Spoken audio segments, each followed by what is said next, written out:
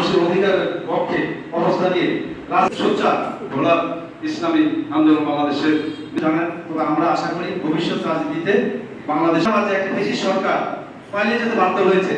ঐক্যবদ্ধ করা, সকল ইসলামী দলকে ঐক্যবদ্ধ থাকে, সকল টানা সপ্তমবারের মতো বেস্ট টিস্যু পেপার ব্র্যান্ড হিসেবে স্বীকৃতি পেয়েছে বসুন্ধরা টিস্যু। বাংলাদেশের নতুন করে গত রাজনীতি এই বেশিরভাগ বিরোধী শক্তি ঐক্যবদ্ধভাবে মাঠে নেমেছে এই আওয়ামী লীগের নিষিদ্ধের কর্মকাণ্ড নিষিদ্ধের দাবিতে। এটা একটা বাস্তবতা।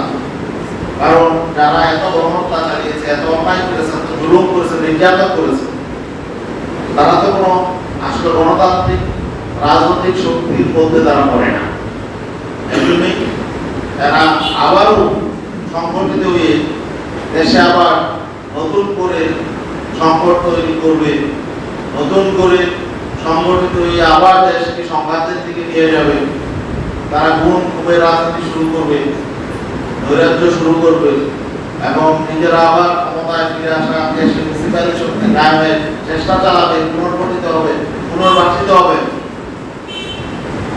এটা যারা দেশপ্রেমিক, যারা মুসিবাদের বিরুদ্ধে রক্ত দিয়েছে, জীবন দিয়েছে, এসব পরিবারের সদস্য তারা হারিয়েছে জীবন, তাদের সন্তানদেরকে হারিয়েছে, তারা এটা মেনে নিতে পারে না। এটাই আমাদের কাম্য। আপনাকে অসংখ্য ধন্যবাদ।